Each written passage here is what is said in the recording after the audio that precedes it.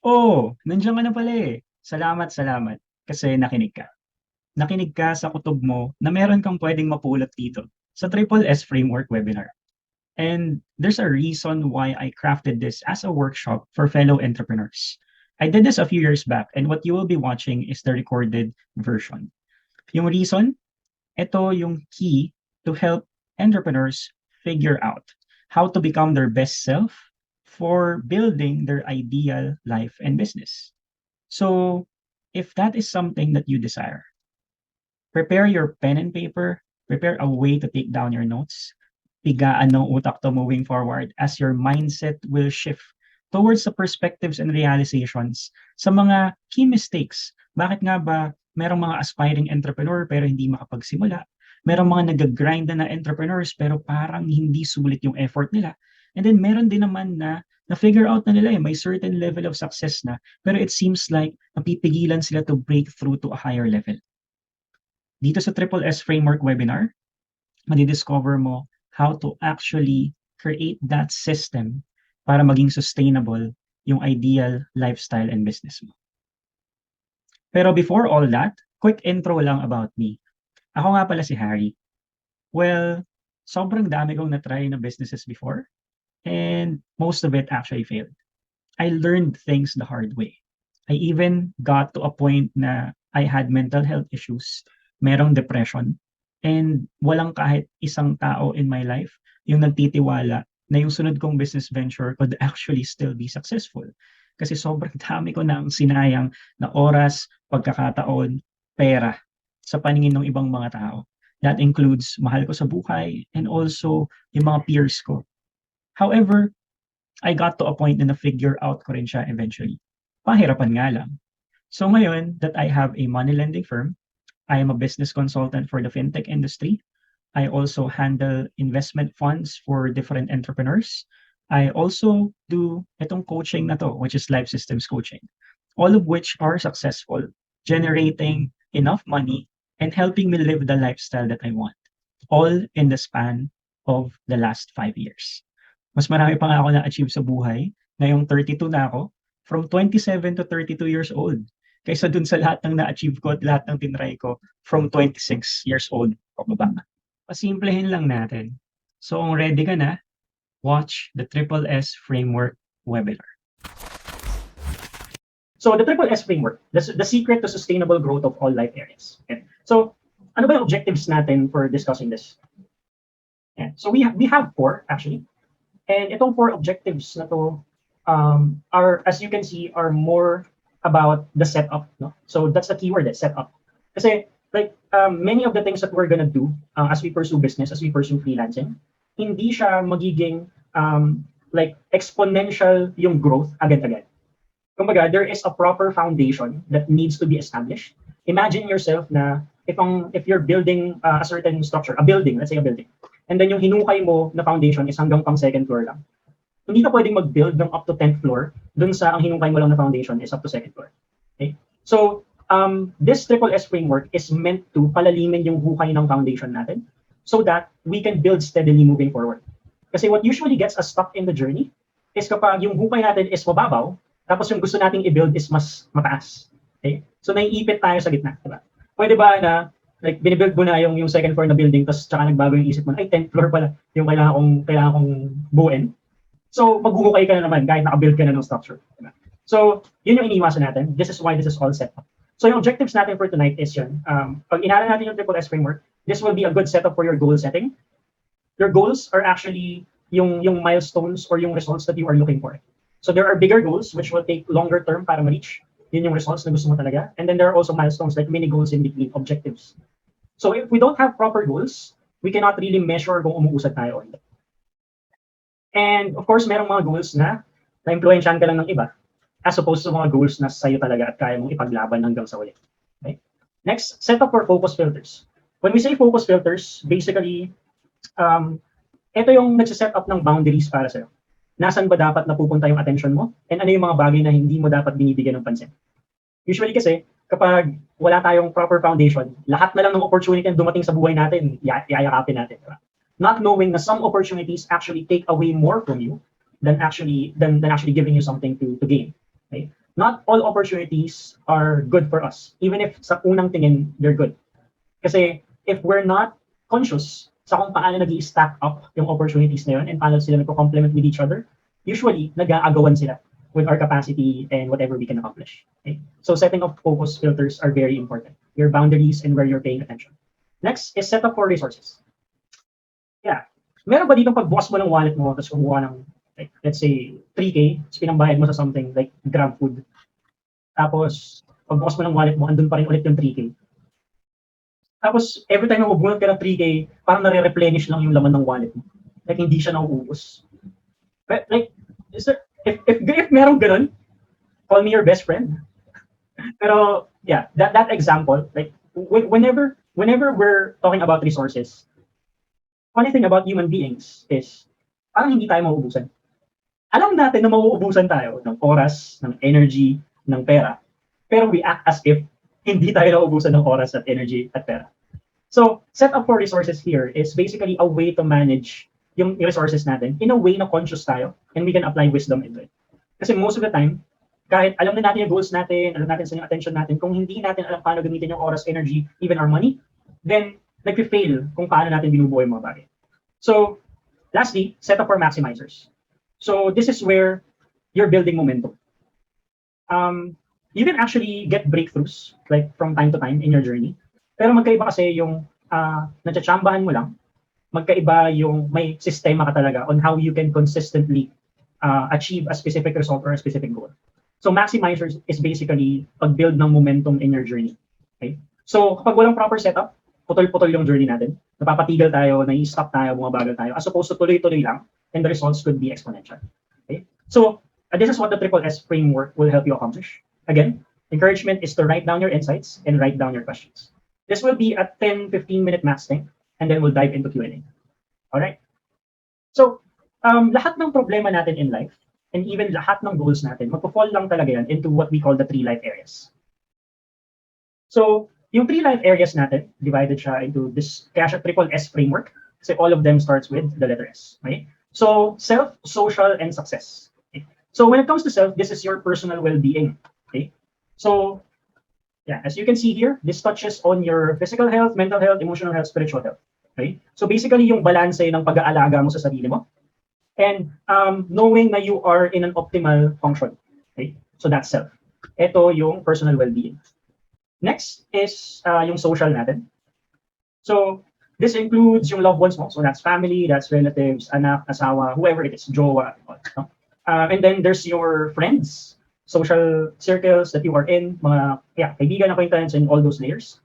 Teams are more for mga nakakatrabaho mo. So that includes colleagues. If you have your own company, then that includes your employees, the people that you're working with. And then clients. So clients naman, well, alam na natin kung ano yung clients. Lahat tayo, ano yan, gusto yan, di ba?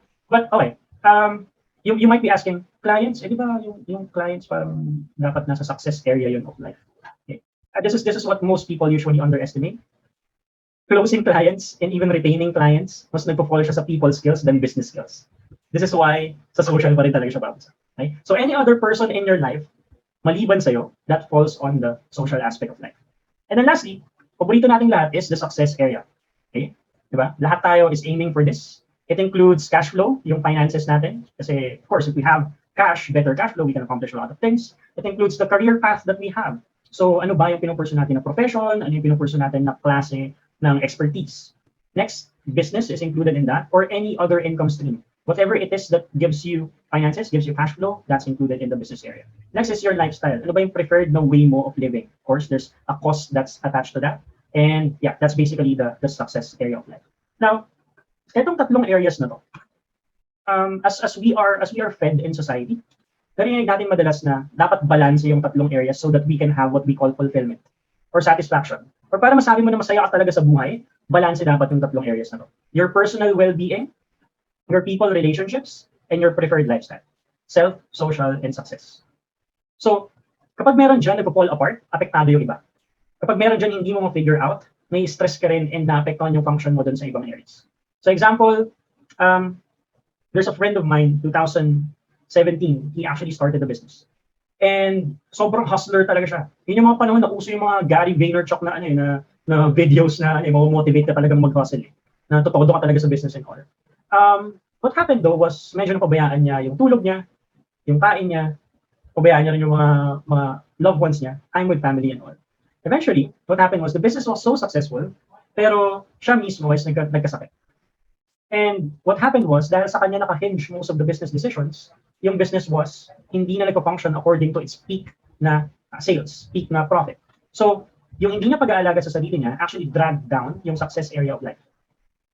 So, there are also cases where, madalas nasa telenovela natin napapanood, diba? Parang sobrang successful na businessman, pero pag uwi niya sa bahay niya, galit sa kanya yung asawa niya. Tapos hindi niya makausap yung mga anak niya. So, there's a success area of life, flourishing, pero when it comes to social, it's falling apart. And then, what usually happens is, kapag merong nag-fall apart na area of life, eventually it will reach a point na ida-drag down niya kung ano yung other areas. Kung nasa matinong state yun, it will be going to a downward spiral. If wala yun sa matinong state, then lalo siyang mag-deteriorate. Okay?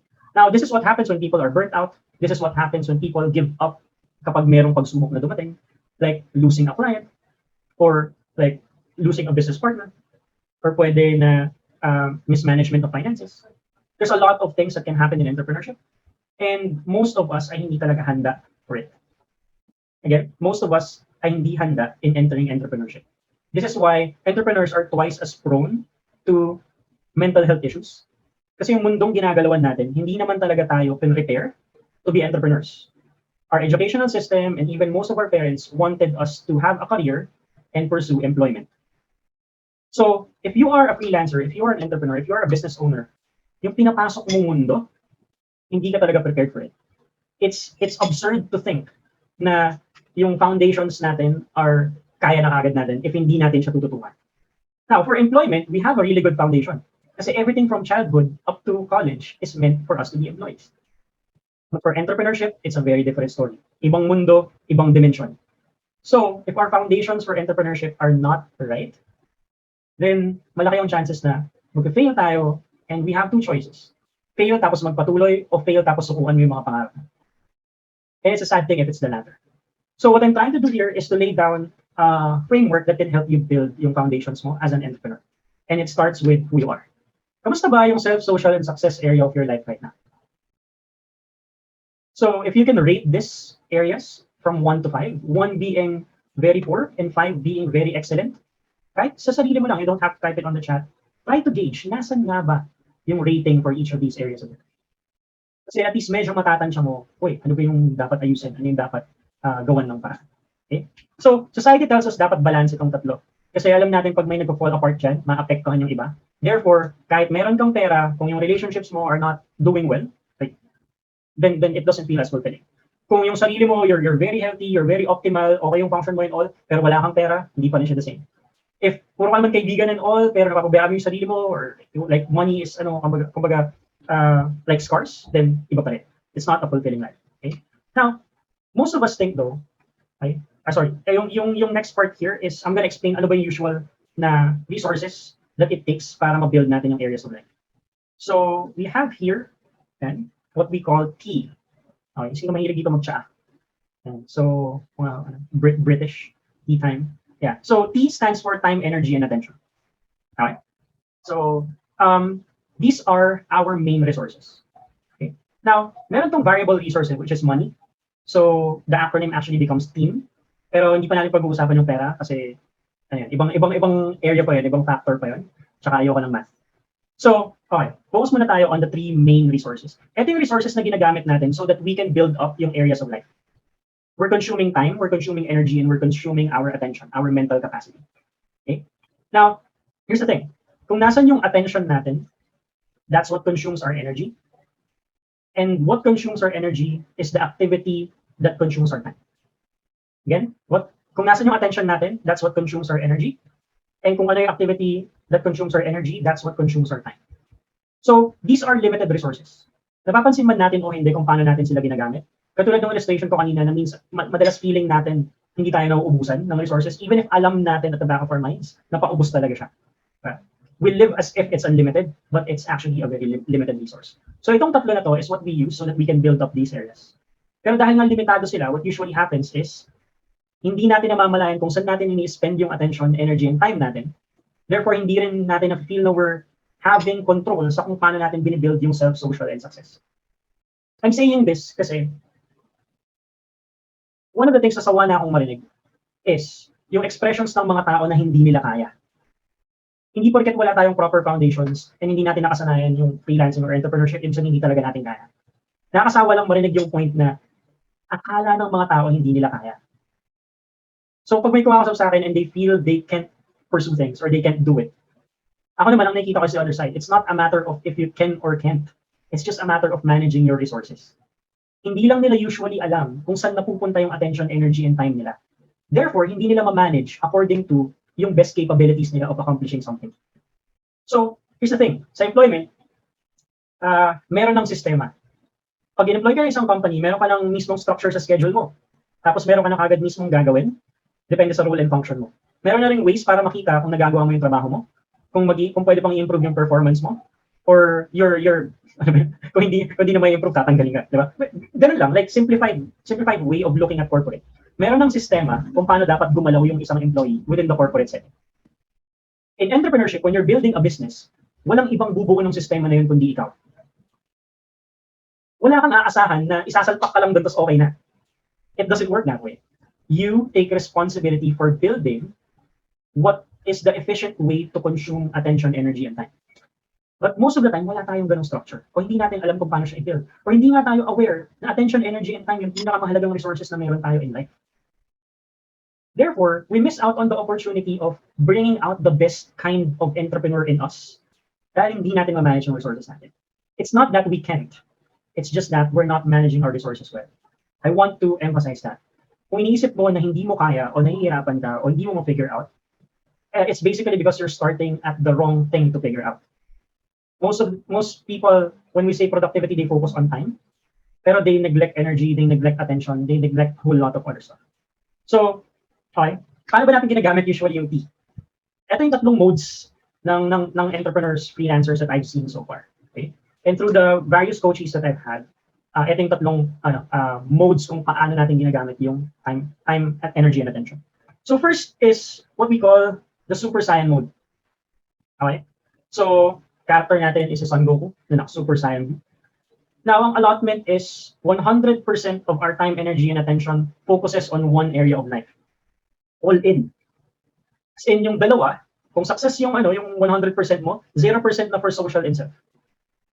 What usually happens is, okay, ito yung pros and cons niya. Yung pros niya is, fast track your progress and growth in one area of life.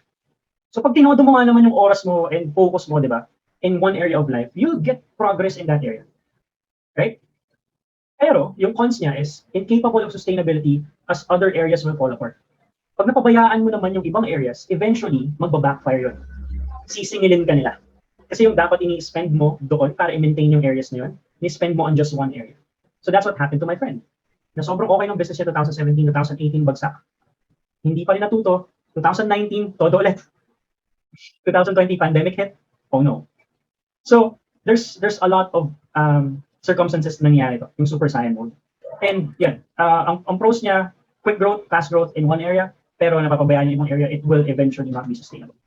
Now, this is very good for people who are younger. Yung hindi pa masakit tuhod mo. Yung wala ka pang back pain pagising mo sa umaga. Okay? Like, hustle mode na todo is very cool for people at least in their early 20s hanggang sa mid-20s. That's usually the case. Pero, iba to kapag nag-asawa na. Iba to kapag meron ka ng anak. Diba? Nag-iiba yung season natin in life. Nag-iiba yung circumstances. Therefore, knowing how to shift kung ano yung mode natin is a necessary thing. Kasi kung Super Saiyan mode tayo nasanay, tapos yun na lang tayo habang buhay, paubos ka lang. Hindi ka makaka-build ng something na sustainable. Okay? So, next thing, ito yung tinatawag nating Kagebunshin mode. Okay? So, this is si Naruto naman. Okay? So, si Naruto, one of his moves is Kagebunshin, where he makes clones of himself.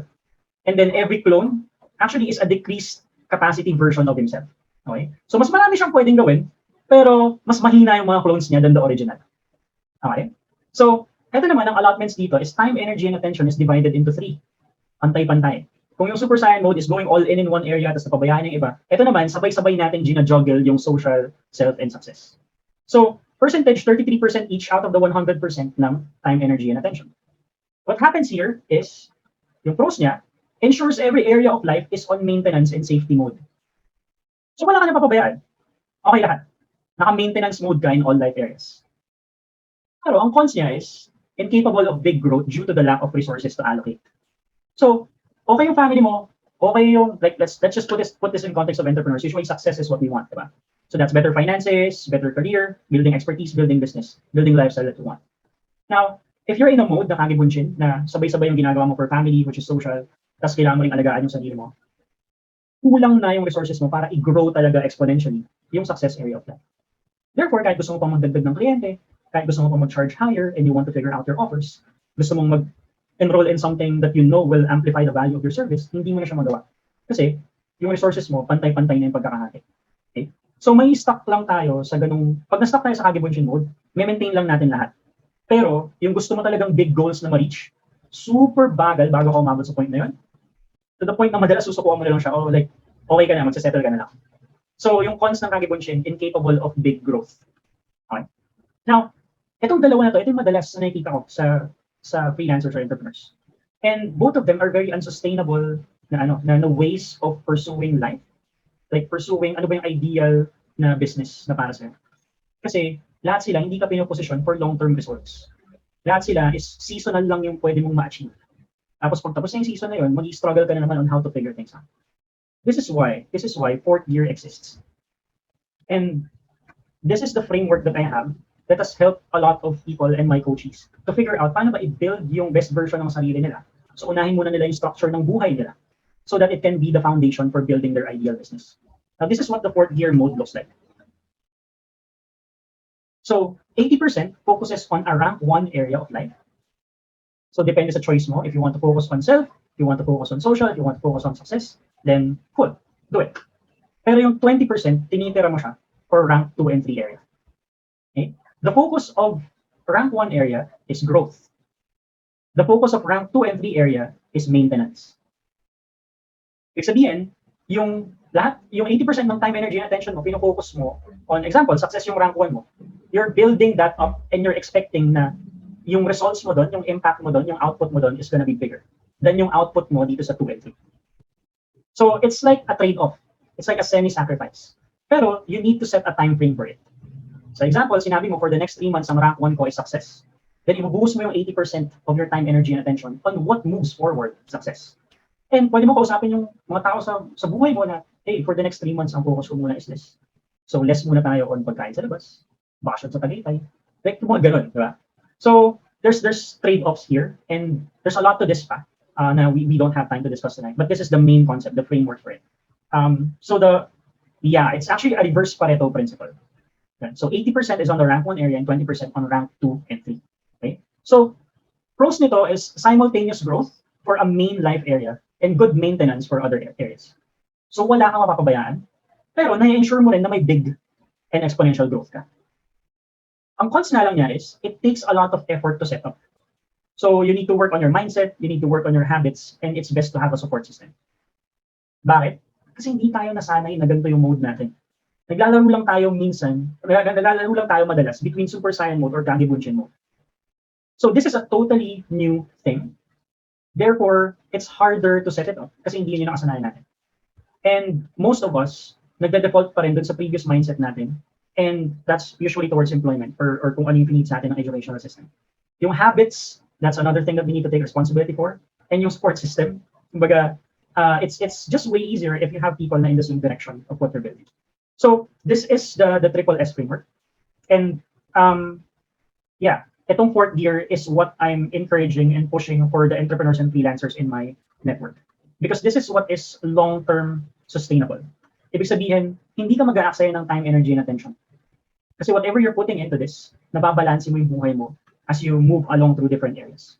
So, balikan ko lang to ng konti. Example, I've set up first 3 months of the year, success yung focus ko. Now, here's the thing. Hindi lang siya about focus. Ito yung pang-apat na S. So, hindi ko siya ginawang quadruple S framework, pero meron pa tayong pang-apat na S. And yun kasi yung secret, yun yung secret sauce that actually makes the fourth gear mode work. Okay? And yung secret sauce na yun is summed up in the word systems. Systems. Meaning, Yung time, energy, and attention mo nasa rank 1 area, pero yung ginagawa mo is to build something that's repeatable and merong predictable results. Why? Kasi kapag hindi ka nag-build ng system, kahit mag-focus ka dyan, rank 1 area mo is let's say success, but you're not building a system for your business. What happens is, kapag nagbakasyon ka, kapag lumipat ka ng rank 1 area, ginawa mong social o ginawa mong self, hindi mo may ensure na sustainable pa rin yung results sa business mo. Therefore, the fourth gear mode plus systems is what makes a sustainable life and business. Kahit iwanan mo yung rank 1 area mo at mag-shift ka na sa ibang area as your rank 1, kahit yung 20% na lang ng resource yung mapunta dito, kahit yung 80% mo mapupunta na sa iba, sustainable pa rin siya. So with systems, it takes less time, energy, and attention habang tumatagal. And therefore, you're receiving the same results or more for less effort or input. Okay? So ayun, natapos mo na yung Triple S Framework webinar. And I hope you got something super insightful out of this experience. Well, curious lang naman ako. Kaya pwede mo akong i-email, pwede mo akong i-message, reach out to me if there are any questions, concerns, or other stuff pa that you want to figure out. I'm doing this so that more people will not have to learn things the hard way as I did. Kasi gusto ko lang mas magkaroon ng impact sa iba pang fellow entrepreneurs. That's what fuels my mission and vision. So maraming salamat once again for betting on yourself, learning these things so that you can be the best version of the entrepreneur that can build their ideal life and business.